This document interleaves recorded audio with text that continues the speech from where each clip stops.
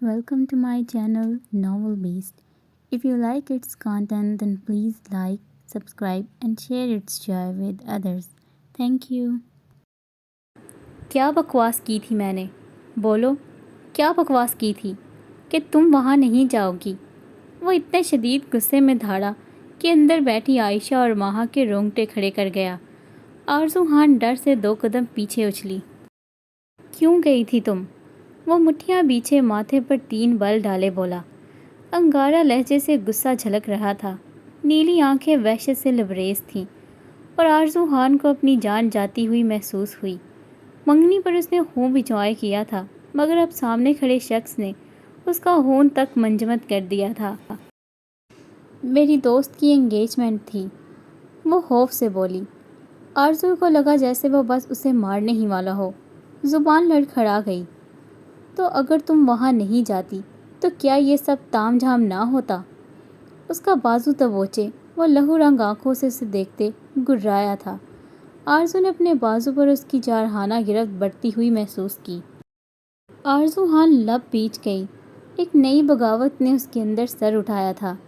تبھی وہ نظریں اٹھائے دانیال کو دیکھنے لگی۔ آپ ہوتے کون ہیں مجھے منع کرنے والے؟ میرے بھائی ہیں، میرے باپ ہیں یا پھر؟ آرزو ہمت کرتے ذرا غصے سے بولی۔ دانستہ اس نے بات ادھوری چھوڑ دی۔ اس کی بات سنتے دانیال کا غصہ سوا نیزے پر پہنچا تھا۔ زبان بند رکھو اپنی بد دماغ لڑکی۔ اس کا بازو جھٹکتے وہ ہاتھ ہوا میں معلق کر گیا۔ آرزو نے پھیلی آنکھوں سے اس کا ہوا میں تھما ہاتھ دیکھا تھا۔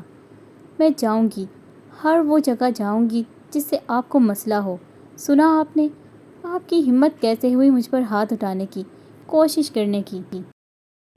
آرزو خان دانیال سفیر خان کے سینے پر ہاتھ مارتے اسے پیچھے کی جانب دھکا دیتے ہذیانی انداز میں چیخی۔ دانیال خان نے ہمیشہ اس پر پابندیاں لگائی تھیں، لیکن کبھی ایسی نوبت نہیں آئی تھی کہ وہ اس پر ہاتھ اٹھا دے۔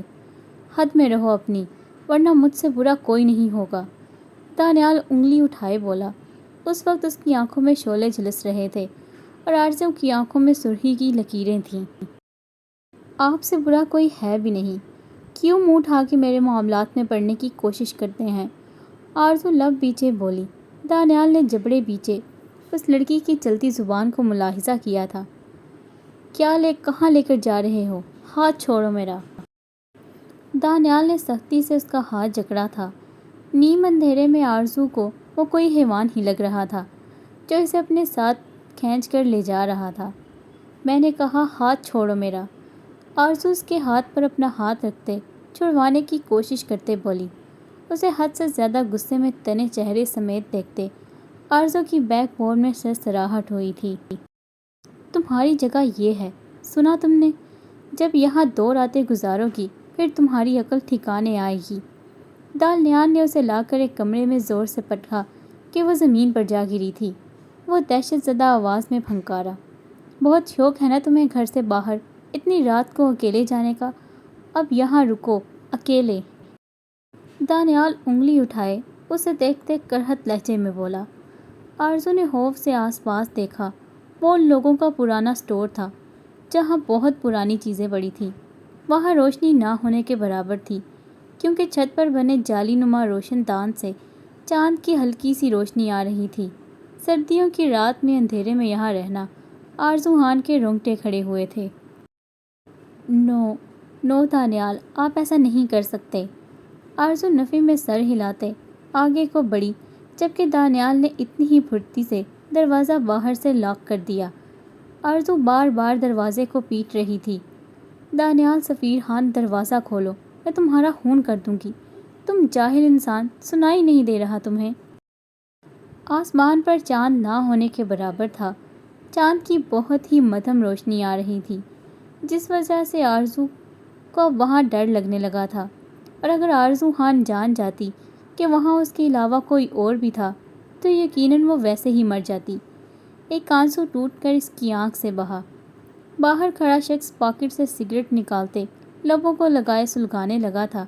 اس کا خود کا وجود پیسی سگریٹ کی مانند سلگ رہا تھا۔ کن بٹیاں سہلاتے وہ آرزو خان کی چیخنے چلانے کی آوازیں سن رہا تھا۔ اب چونکہ دانیال سفیر خان نے اسے یہاں قید کیا تھا تو کسی میں اتنی ہمت نہیں تھی کہ دانیال کے علاوہ اسے وہاں سے کوئی باہر نکال لیتا۔ بیٹا دانیال، آرزو بھی بچی ہے، میں سمجھا دوں گی اسے۔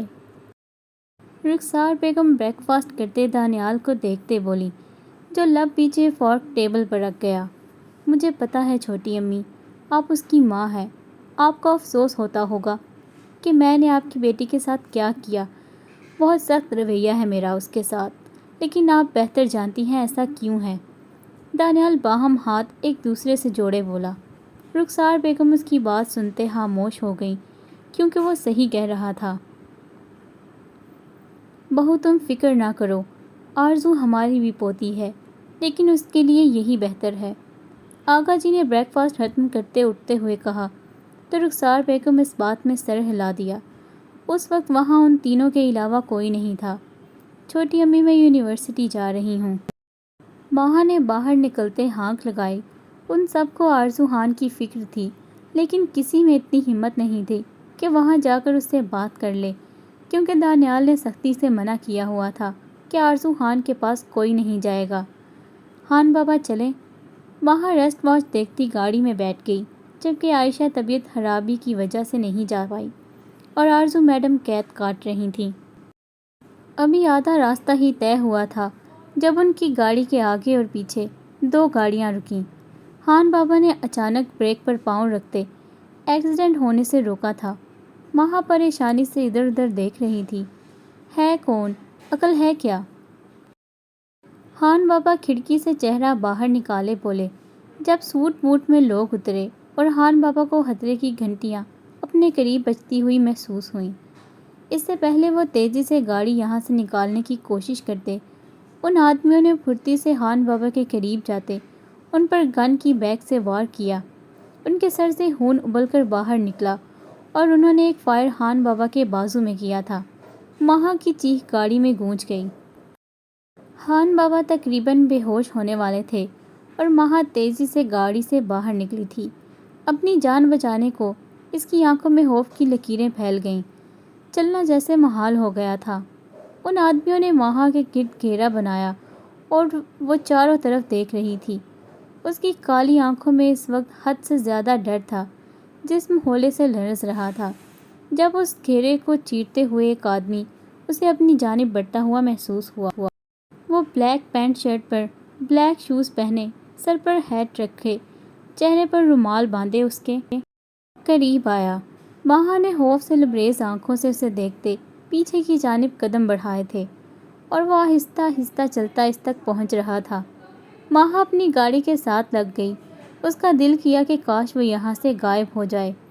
دیکھو، تمہیں جو چاہیے لے جاؤ، وہاں میرا بیگ ہے، تمہیں پیسے چاہیے۔ ماہا گھبراتے ہوئے گاڑی میں گھستی جا رہی تھی۔ اتنی سردی میں بھی اس کے پسینے چھوٹ رہے تھے۔ جب الیگزینڈر اس کے بالکل قریب آ کر کھڑا ہو گیا، اتنا کہ ان میں بس 1 انچ کا فاصلہ رہ گیا تھا، ماہا نے زور سے آنکھیں میچی اور وہ اس کے ڈرے سہمے چہرے کو دیکھ رہا تھا۔ ماہا جمشید خان، تمہاری بربادی چاہیے مجھے۔ وہ اس کے ٹھنڈے پڑتے گلابی لبوں پر انگوٹھا پھیرتے بولا تو ماہا کے وجود میں کرنٹ سا دوڑ گیا۔ آج تک کسی نامحرم نے اسے چھوا نہیں تھا اور مقابل نے آج تک کسی لڑکی کو، لیکن وہ اذیت دینا چاہتا تھا ماہا جمشید کو۔ تبھی اپنے خطرناک ارادوں سے اسے آگاہ کیا۔ میں تمہارا ہاتھ توڑ دوں گی، یو باسٹرڈ۔ نہ جانے ماہا خان میں اتنی ہمت کیسے آ گئی تھی۔ وہ زور سے چلائی اور اس کا ہاتھ جھٹکا، جس پر اس کی آنکھوں میں اترتی چمک ایک ہولناک وحشت میں بدل گئی۔ Interesting, I like it. Maha کو دیکھتے ہوئے وہ سرد سپاٹ آواز میں بولا۔ ماہا کو اپنی سانسیں رکتی ہوئی محسوس ہو رہی تھیں۔ اپنے اس کمشنر کو بتا دینا الیگزینڈر آیا تھا۔ اس نے نیم بے ہوش خان بابا کو شیشے کے پار دیکھتے کہا، جو اٹھنے کی کوشش کر رہے تھے۔ انہوں نے ڈیش بورڈ سے گن اٹھا کر اس پر فائر کرنا چاہا تھا، لیکن الیگزینڈر نے بہت بے رحمی سے ان کے ہاتھ پر فائر کیا کہ ماہا ششدر رہ گئی۔ اس کے چہرے پر ایک سایہ سا لہرایا تھا۔ وہ فوراً وہاں سے بھاگنے کو قدم بڑھانے لگی، جب اتنی ہی تیزی سے الیگزینڈر نے اس کا ہاتھ دبوچا اور اسے جھٹکے سے اپنی جانب کھینچا تھا۔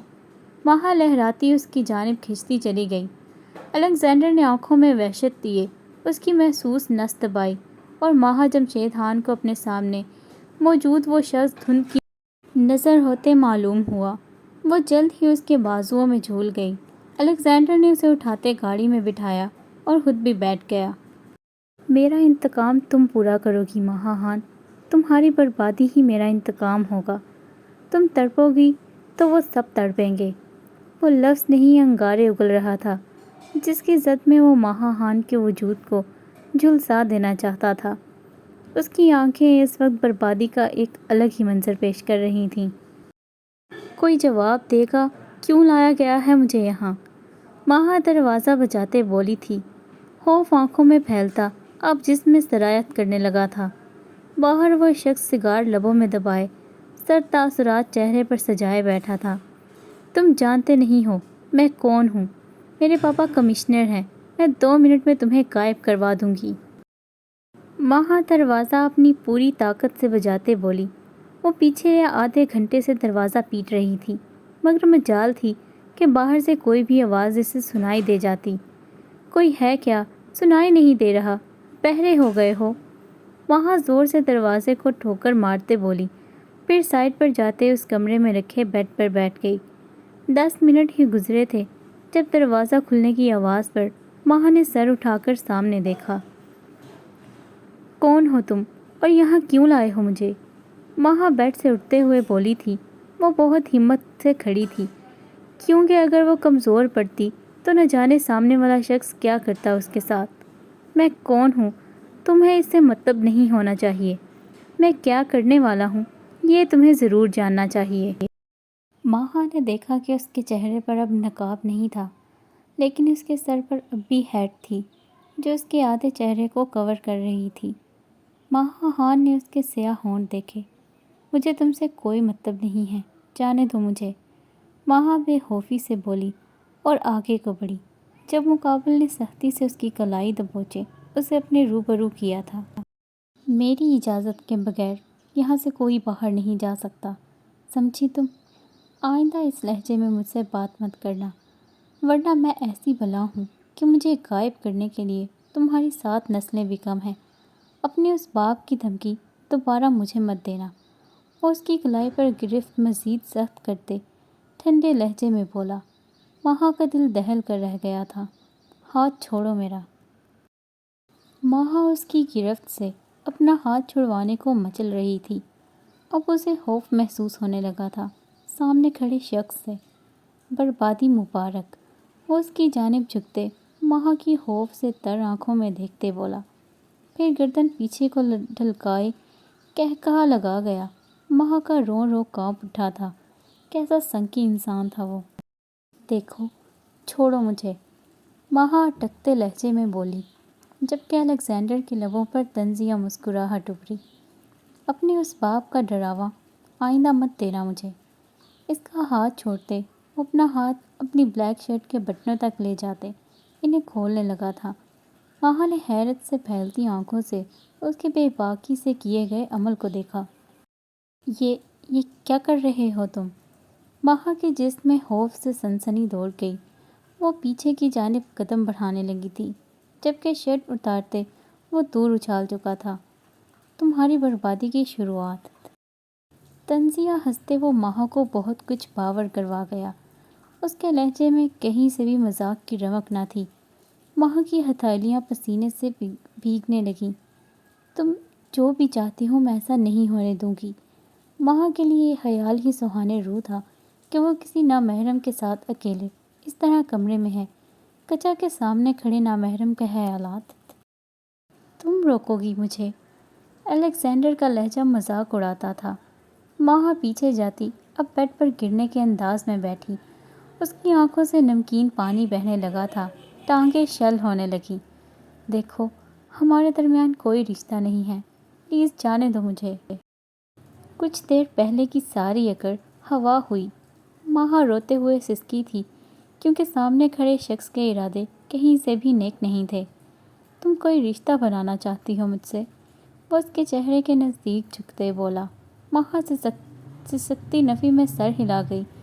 الیگزینڈر نے انگلی کی فوٹ سے احتیاط سے اس کے آنسو چنے بغیر اس کے چہرے کو ہاتھ لگایا۔ میں تو ایسا ہی کروں گا۔ تمہاری بربادی ہی صفیہ خان کی بربادی ہوگی۔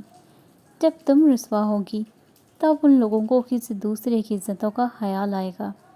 ماہا کا چہرہ اب کی بار سختی سے دبوچے وہ سرد آواز میں گرایا۔